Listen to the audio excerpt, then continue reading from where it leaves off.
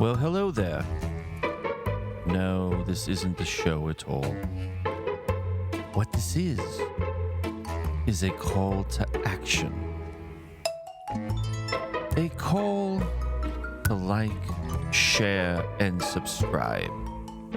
Oh, by the way, please, if you can, head over to Apple, Spotify, Podcast Addict, or wherever you are listening to this awesome show. Click on that 5-star rating. Tell everyone in your orbit about it.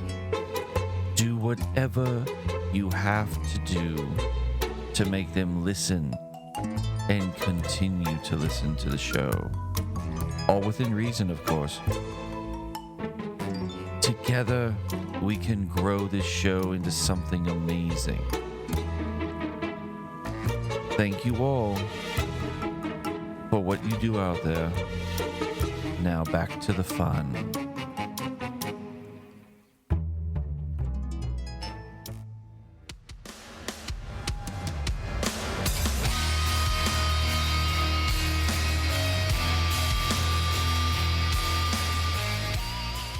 Hey, what's up, guys? It's Tuesday. Hopefully everybody's doing all right. Thank you all for jumping on with me for a little bit. I want to get into this, and I'm going to ask questions. I want to play like a montage of this stuff that's on social media, and hopefully you guys get where I'm going. One of the most difficult things you'll ever do is leaving the man you love for the man you know you deserve. Story time. When I was in my 20s, I dated a guy who made me want to create wedding hashtags out of our names. Before I fell asleep at night, I thought about all the ways we were perfect for each other, how we were both only children, how we were both weird, but like in the same way, and most importantly, how he made me feel. Because this was the guy who one night, as I was apologizing for crying over God knows what, turned to me and said, "Anna, you don't have to be sorry because life isn't about being perfect, it's about being real, and don't you think that would have made a great line at our wedding that never happened?" And the thing is, hey, y'all, come look at this.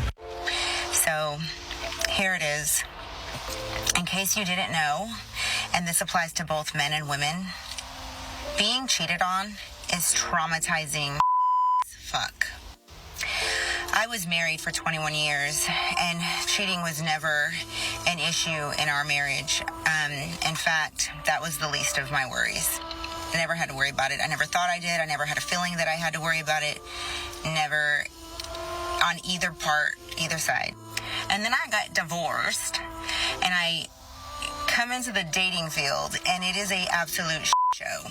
If you filed for divorce and your husband completely changes the script, you know, he's the man you always wanted, he's the father you always wanted, he's doing all of the things that you begged for years, you need to still leave.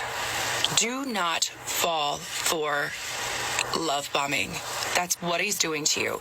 If he had this ability to do this the entire time, like if he had this capability in him, then he would have done it. What a level of disrespect for you to accept by staying with him when he had this ability and it took you having to go file for divorce, separate, for him to actually change. If you don't know, I left my husband a year ago, and I've been wanting to come on here and give a life update of a year from now and what my life looks like. And I've been hoping that I would be able to come on here and tell you guys that life is just fucking great. But it's not. It's still really hard. I wanted to have my shit more together. I know that this isn't the truth, but I just feel like I'm failing so much as a mom. My husband's been gone for 6 weeks, and last night was the first time that I really missed him. You know, guys, I just got canceled on. Pissed. This guy has asked me to go on a date with him multiple times, and I have either ignored or said no every single time. Finally, I was like, fine, I'll go on a date with you. We're supposed to be at the restaurant in 30 minutes. 10 minutes ago, he texted me, "Hey, I'm mad busy. I might need to postpone."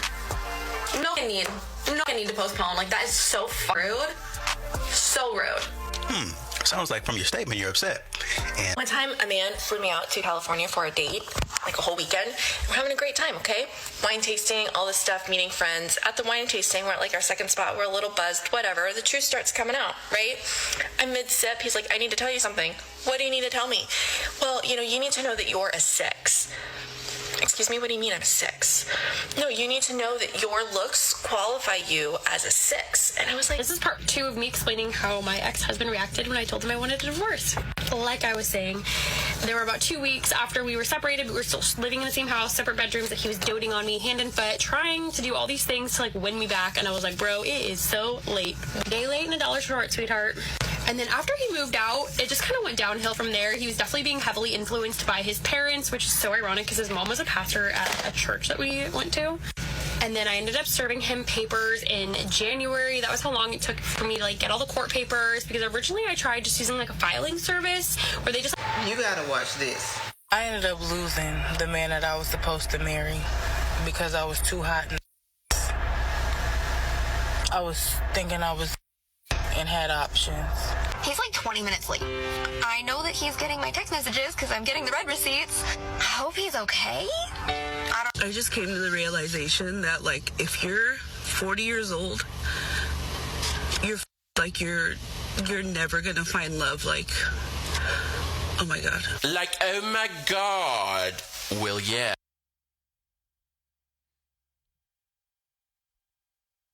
I just have one question to go with all that. Who is this for? Like, what is obviously they're all different themes, a divorce, I regret leaving my man, I regret cheating, this guy did this, I got mad, this date went this way. Like, who is this for? Who's this serving? Like, it's really weird that these guys are even posting this shit. I mean, are you looking for a hug, like a pat on the fucking head, like everything's gonna be all right? You're gonna get through this, like, because you can't get this from your family, you can't get this from your friends. You got to go and try to solicit this stuff from strangers, from the world, from the universe, I guess. That's what you have to do to feel like whole, to feel like you matter or something, because you can't get it, from those who are actually in front of you? Or is it absolutely performative, and you know that there are suckers out there that will click on this shit and get you your paychecks? It's a growing trend on social media, mainly on the short versions, like on TikTok and YouTube and stuff like that. Where I pulled most of this montage from was TikTok and YouTube. And I'm just saying, like, it's baffling. Like, it doesn't make any sense. And it's obviously serving a secondary market, because there are little inserts in there of other people chiming in. So there are obviously clips that have been posted and reposted on different websites and different social media accounts of relationship gurus. That's your secondary market right there, where they're over there trying to tell you how to, find love and shit. It's very weird. It doesn't make any sense to me. If you guys know the overall purpose of it, I mean, by all means, let me know in the comments, because I am baffled by it. It's so stupid to me that you would sit there and air out your grievances online just to get a pat on the head from somebody in like Europe or something. It just doesn't make sense to me. Well, the $1 billion tickets are in. The numbers have been polled, and we have a winner or two. This is from CNN. $1.8 billion is finally we're giving this money away. Both tickets were sold in state of Missouri and Texas. So if you don't live in those two states, you throw your shit away, guys. It's over. The final jackpot was $1.7 billion. The the second largest U.S. lottery jackpot ever. The Multi-State Lottery Association, which runs the Powerball game, said in a presser, each winning ticket holder can choose either a yearly prize, which will take you to about $900 million paid out over 25 years, or you can take a cash payment of $410 million with taxes paid out and all that. The winning ticket in Texas was sold at a Biggs convenience store in Fredericksburg, 70 miles northwest of San Antonio. The location in Missouri will be announced within 72 hours of the drawing, in accordance with Missouri procedures in the lottery game. Additionally, 2 lucky tickets sold in Kansas and Texas for $2 million apiece. 18 tickets across 13 states took $1 million home.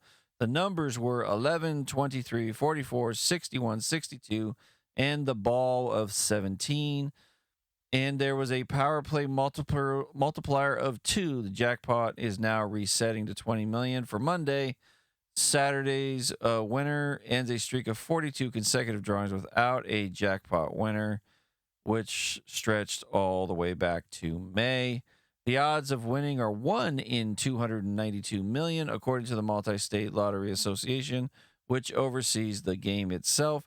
Tickets were priced at $2 a pop, and 45 states playing, as well as Washington, D.C., Puerto Rico, and the U.S. Virgin Islands. The largest ever was $2 billion in California, and that one, if I remember correctly, ended up in massive litigation, and then the dude ended up buying a bunch of shit with it, and I don't know if he even has any money left over. That was back in 2022. I would love to see Puerto Rico get a guy win that one. That would have been interesting. But, of course, I don't like multi-state lottery. I think each state should have its own lottery, its own service, because I don't believe that me buying tickets should pay for the jerk off in Texas or Missouri. I don't think that's right either. It's like I lose money for that guy. So, on to Law in Crime. I love this website. It's full of dumb criminals doing dumb things. Man runs over a woman with an SUV after she refused to allow him to smell her feet. What a guy, huh?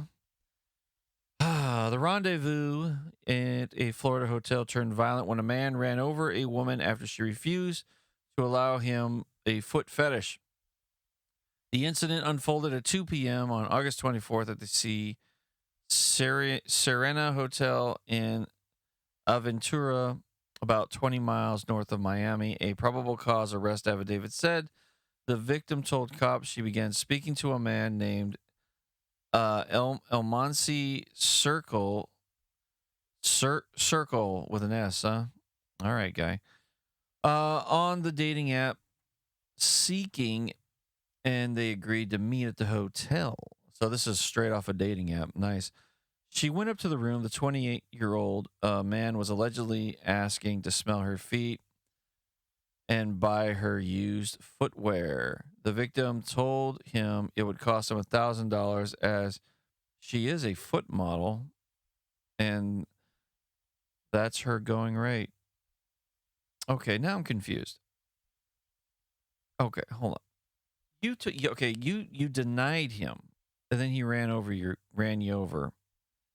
But you do charge people $1,000 for your footwear and smelling your feet. So what's the problem? He probably didn't have the money, huh? She told him that the sneakers were in her car and she had to go get them, and she reportedly stated that she went to use the restroom and saw him run out of the room thinking he stole something from her. The victim chased him to the parking garage. Once she got there, she saw him in a red Mercedes. He passed her and allegedly stopped, did a 3-point turn, and then ran her over. She suffered road rash and bruising on her back, arms, and chest, and required medical attention. He allegedly fled the scene and later was arrested. When I got there, he just wanted to sniff my feet, and I didn't feel comfortable with that. She told the TV station, I mean, you could have my sneakers all you want. I mean, I don't care. I'm not gonna wear them, and they're just stinky old sneakers. People like weird stuff. She called the incident bizarre. I've never experienced anything like this before, she told the TV station. I've met a lot of people who have foot fetishes, obviously, and nobody has ever done anything to this caliber. By the grace of God, I'm still here, she says. Blah blah blah. Okay, so they talked on a dating app. They agreed to meet, and he wanted to smell her feet and buy her shoes. She said, "Go ahead, but I have to go get them, and I'm going to charge you $1,000." But then she later says it was weird and wacky. I don't know, man. This just seems like he wanted. I mean, how devastating is it, really, when you have a weirdo in front of you? He's not asking to have sex with you. He's asking to smell your toes. That is just goofy. I don't know. I probably would have said $1 million. You can smell my toes all you want, but you have to show me the money. Maybe that's why he ran down to rob her. It's so odd that she happens to be a foot model too. That's just weird. This story is confusing. From the Daily Galaxy, kids, the oldest human remains ever found in Antarctica is baffling the scientists. At Yamana Beach, Antarctica, in 1985, may challenge long-held assumptions about humans' presence in the frozen continent. The remains of a young woman, potentially the oldest human remains ever uncovered in Antarctica, were found by Chilean biologist Daniel Torres Navarro. This mystery echoes research on prehistoric human dispersal in Tierra del Fuego, which explored early migration routes and survival strategies in extreme environments. Together, these findings suggest a more complex story of human exploration at the edge of the world. In January 7th of 1985, he found these remains, and during the process of collecting marine refuse on the beach of the Cape's coast, I made the discovery of human remains, a cranium half buried in the rocky, sandy sector of the beach, Navarro said. At that time, the skull was partially embedded in the sand with only the there's a portion of it was visible. Let's just say that I can't say that name at all.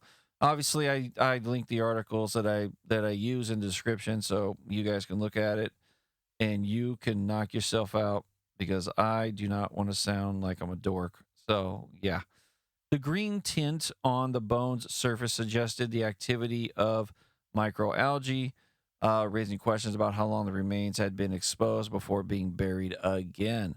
Navarro and his team recovered two maxillary fragments with teeth, but despite extensive searching, no additional bones were found in the surrounding areas. He said only there's that word, was visible, while the frontal maxillar,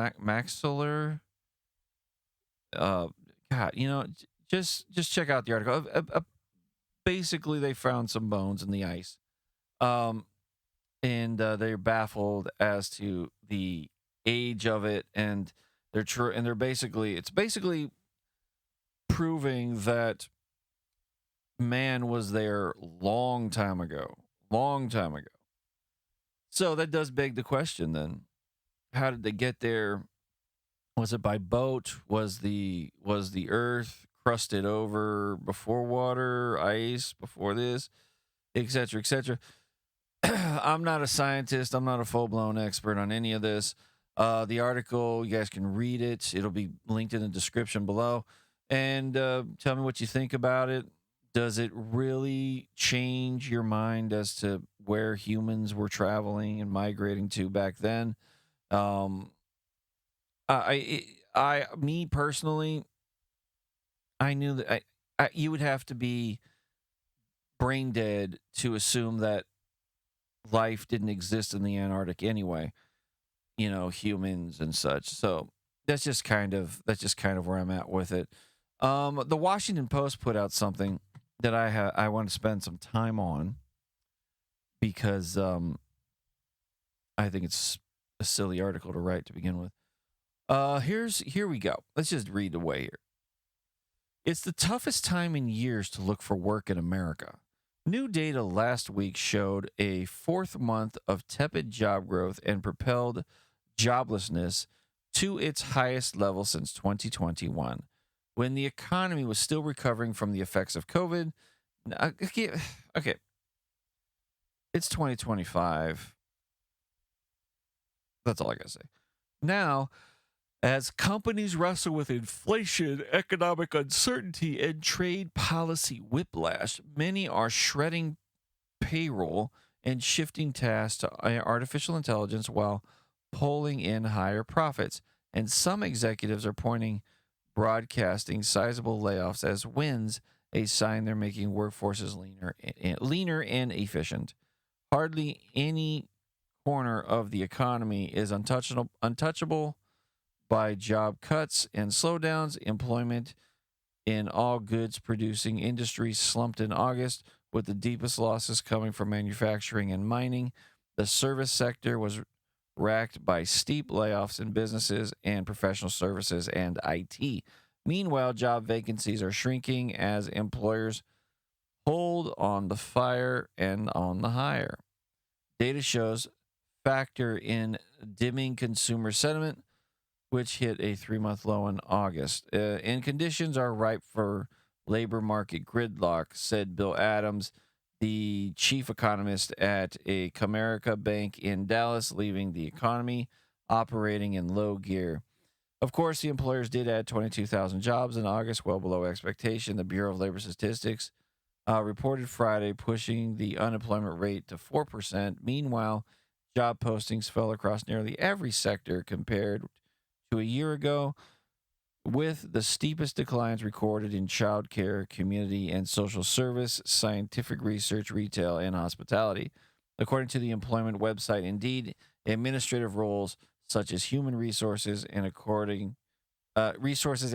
also posted double-digit declines. While the pace of layoffs has picked up somewhat, the hiring rate is quite low, said Mike Frattoni, chief economist and senior vice president of research at Mortgage Bankers Association. He says it is increasingly difficult for those laid off and for new entrants into the job market to find work. Yet, while the labor market is cooling, unemployment is coming off years of historic lows, and 4.3% recorded in August is a little beyond what economists deem full employment. And thought the economic impact of tariffs is rattling consumers and businesses. U.S. stock indexes are hovering near record highs, and the recession many predicted has yet to manifest. Another profession that I'm not into too much is the economist type stuff, but I also am in a business where I do see the trends firsthand. There is a lot of slowing in the market. They're buying less. They're buying more essential items and less fuck around stuff like sodas and water before soda. Not a whole lot of juice. Meats before M&Ms. Things like that are happening. People are wearing the same clothes they wore last year to school. They're not buying a second set or new shoes or a new jacket, if you will. The latest toy lines do see slumps in their sales as well. Even the video game market is taking a hit. Not many people are buying games. A lot of them are sticking to the subscription services, like your Game Pass and your PlayStation 5, Sony, whatever they call their shit. But at the same time, they're not producing enough games that attract anybody. So they've had some people unsubscribing to those services. So they're trying to figure out ways of bringing them back. And did the tariffs have an issue? Some industries, yeah. but not all of them are really. But not all of them are really taking it, in the shorts in the tariff world. Some of these guys are just raising prices to stay competitive, and a lot of them aren't hiring because it's an expense. So they're taking that money that they would have spent on an employee, and they're putting it towards like R&D, or some kind of marketing stuff. So that's what's going on, and that's what I've noticed. But overall, the battle the administration is having, like with the Federal Reserve, like interest rates to free up more cash, things like that. I mean, they do play a role because it's fear into businesses, into investors, and they don't know that there's nothing solid. They don't know which way the train is moving, so to speak.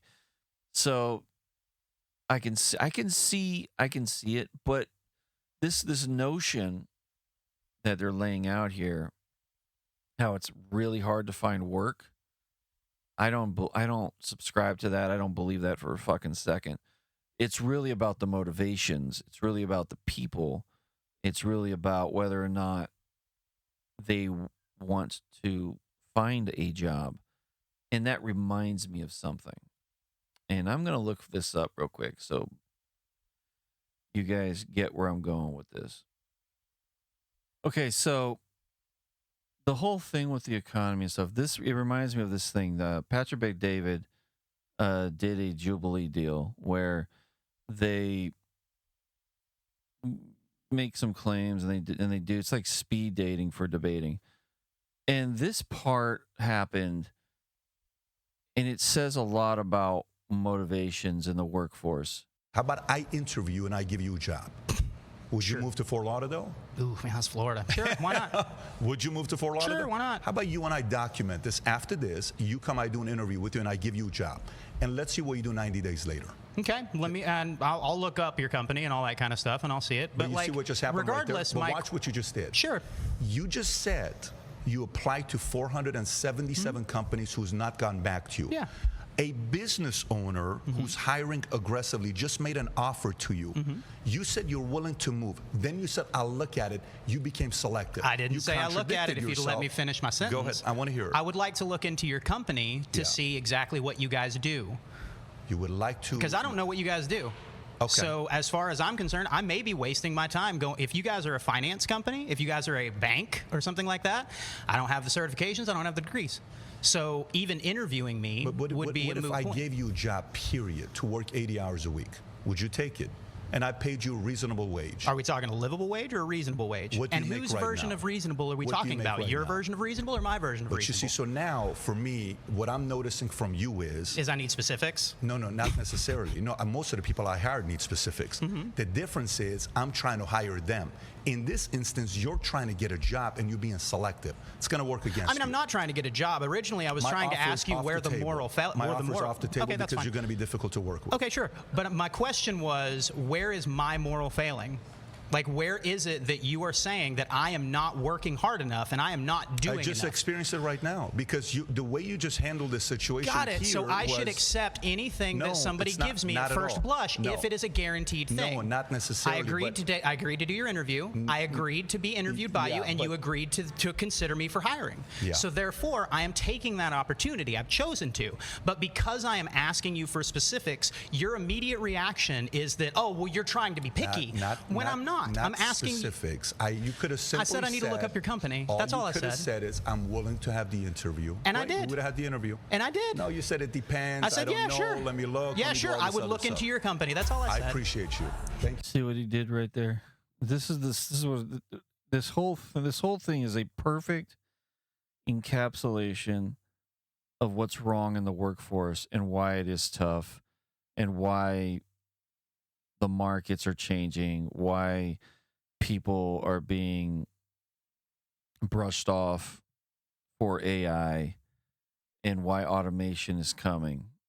It's that right there. It's that entire thing. And we just read this article how it is tough because of the cuts, because of the unemployment rates, because of the financial stuff, like with tariffs and what have you.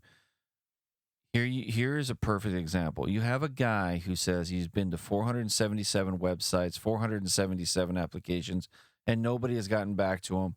And whether you agree or disagree with Patrick Bet David or not, he offered him a chance.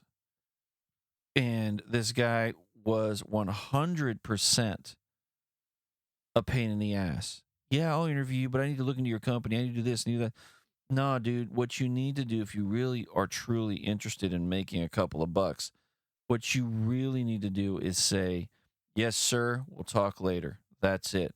Have the conversation, and that conversation is where you get into specifics. What you don't do is you don't sit there and shoot the man in the face who's offering you an opportunity before you even get there. And a lot of this is entitled nonsense from a lot of the youth of today. Is they look at shit, they read the company bio, and they go, "Oh, I don't like how they operate. I don't want that. And if you want me to do it, it's going to cost you $60,000 an hour or some bullshit number." And that's not how it works. The employer will never hire a pain in the ass like that. And this is just one of those things. And I got to say, as much as I agree to disagree with Patrick, he's right here. The youth of today is one of the bigger reasons for this problem. And you see it every day. I mean, it's ridiculous. I mean, retail job losses skyrocketed 200% in August compared to the same period last year. There's enormous uncertainty in the economy right now, and there's reasons why jobs are being frozen. There's reasons why they're choosing to use that as a win because they use the money on other things. That's just something that we have to. You guys have to stop being picky as fuck. How about that? Because all you're doing is causing these companies to go under. And then if there's nobody to work for, then there's no money to be made. If there's no money to be made, it's all going to implode at this point.